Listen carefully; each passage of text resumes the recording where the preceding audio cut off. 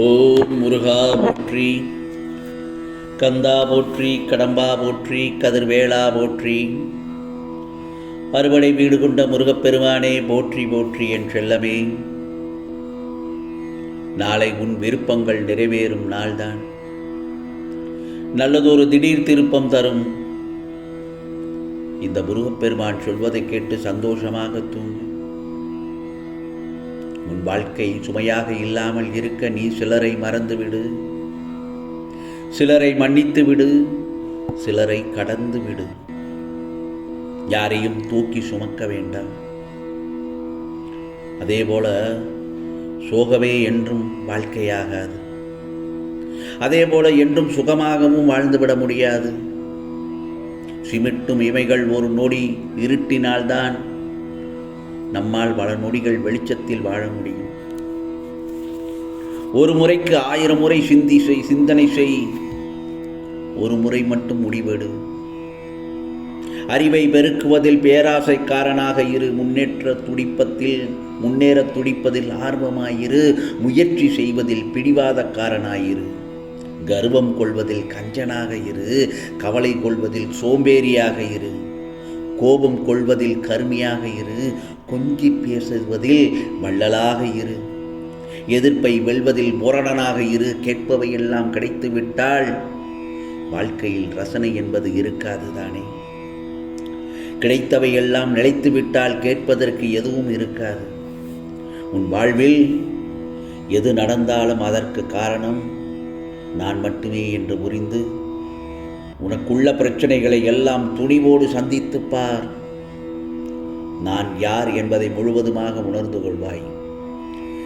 இந்த முருகனை நம்பினோர் யாரும் நிச்சயமாக ஏமாற்றத்தில் விடமாட்டேன். முருகா முருகா என்று என் நாமத்தை சொல்லிக் கொள்ளும் என் செல்ல பிள்ளைகளுக்கு நான் நிச்சயமாக நல்லதொரு வழியை காட்டுவேனே தவிர அது ஏமாற்றமாக இருக்காது. முதலில் பார்ப்பதற்கு கஷ்டமாக தெரியும். கடைசியில் நீதான் அந்த இடத்தில் ஜெயிப்பாய். என் பிள்ளையை நான் தேவையில்லாததை நினைக்க நான் ஒருபோதும் அனுமதிப்பது இல்லை. புரிகிறதா? நீ இப்போது என்னிடம் கேட்பது நான் உனக்கு காட்டியதுதான். ஆகையால் காட்டிய எனக்கு நிறைவேற்றவும் தெரியும், அதற்கு உண்டான வழியும் தெரியும்.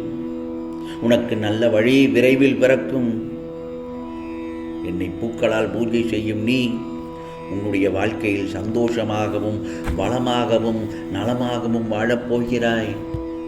நாளை உனக்கான விடியல்தான் என் செல்லமே. நிச்சயமாக நான் உன்னை தேர்ந்தெடுத்திருக்கிறேன் என் செல்ல பிள்ளை நீ. அப்படி இருக்கும்போது நான் உன்னை எப்படி கைவிடுவேன்? உன் வாழ்க்கையில் பல மாற்றங்கள் ஏற்படப் போகிறது. நிச்சயமாக பல அதிசயங்கள் நடக்க காத்திருக்கிறது. இதையெல்லாம் நீ பார்க்க அனுபவிக்க வேண்டாமா?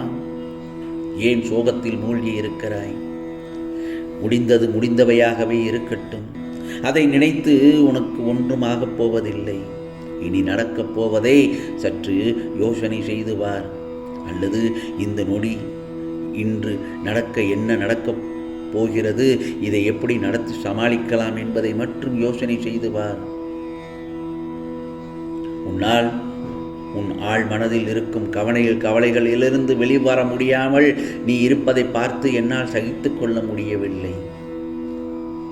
கவலையோடு புதைந்த முகத்தோடு நீ வெளியில் வரும் சமயத்தில் என் மனம் வேதனைப்படுகிறது. எவ்வளவு மகிழ்ச்சியாக இருந்த உன்னை இவ்வளவு கஷ்டத்தில் பார்க்கும்போது எனக்கும் கஷ்டமாகத்தான் இருக்கிறது. ஆனால் இந்த கஷ்டம் எல்லாம் முடிவு இதே போல் இருந்து விடாது. கஷ்டங்கள் நான் கொடுக்கிறேன் என்றால் அடுத்து ஒரு நல்லதொரு திருப்பங்களும் நல்லதொரு மாற்றங்களும் நடக்கப் போகிறது என்றுதான் அர்த்தம். கஷ்டத்தை எதிர்கொள்ள வேண்டும். நேர்மறை சிந்தனையோடு எதிர்கொள்ள வேண்டும். உன் மனதில் இருக்கும் எதிர்மறை எண்ணங்களை எல்லாம் தூக்கி எறிந்து விடு. நடந்து முடிந்தவையாகவே இருக்கட்டும். இனி நடக்கப் போவது பற்றி யோசனை செய். கஷ்ட காலத்தை நீ கடந்து வந்து விட்டாய். நீ வாழவே கூடாது, நீ வாழ்க்கையில் முன்னேறி விடவே கூடாது என்று நினைக்கும் பலருக்கு முன்னால் நீ வாழ்ந்து கொண்டுதானே இருக்கிறாய். உன்னை இந்த நிலைக்கு ஆளாக்கியவர்களை தன் நிலையை உணரும் அந்த தருணத்தை ஏற்படுத்துவேன். நிச்சயமாக உனக்காக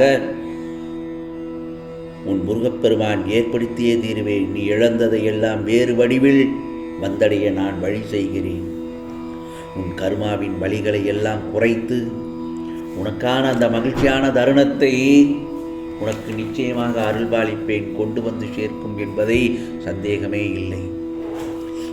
நிச்சயமாக என் செல்லமே, இன்று வரை நடக்குமோ நடக்காதா என்று நீ தவித்து கொண்டு இருக்கின்ற விஷயம் நிச்சயமாக நடந்துவிடும். பல நாட்களாக வைக்கப்படும் என்னுடைய வேண்டுதல் தாமதமாகி இன்றைய தினத்திற்கு வந்துவிட்டது.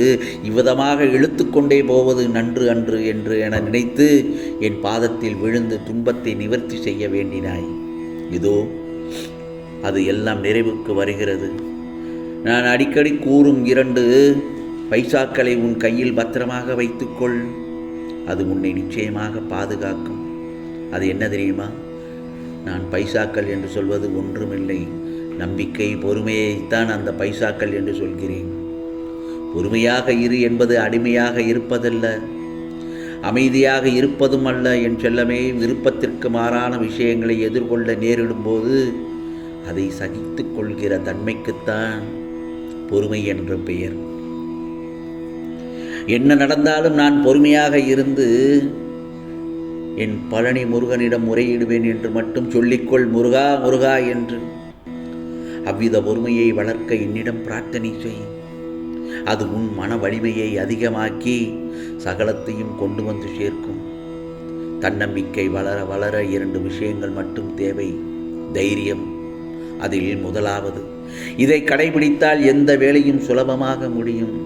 அஞ்சாமை வாழ்வு, அச்சம் மரணம் என்பதை நீ அறிய மாட்டாயா? துணிவே வாழ்வின் துணை என்பது உனக்கு தெரியாதா? ஆகவே முதலில் தைரியத்தை வளர்த்து கொள்ளவும் அது கடவுளை உனக்குள் அழைத்து வந்து அமர வைக்கும். அடுத்து சுயநலமின்மை இருந்தால் எந்த ஒன்றும் இன்பமாக தெரியும். சுகமும் துக்கமும் உன்னை நெருங்காது. தீமைகள் வந்தால் அது நம்மை பக்குவப்படுத்த வந்தது என நினைத்து அதை ஏற்று தீர்க்கும் முயற்சியிலேயே பக்குவப்பட்டு கொள்ளும். தோல்வி என நினைத்து கொண்டு காலத்தை கடத்தாதே. இனி அந்த வார்த்தை உன் வாயில் இருக்காது. ஆம் செல்லமே, நீ நிச்சயமாக ஜெயிக்கப் போகிறாய்.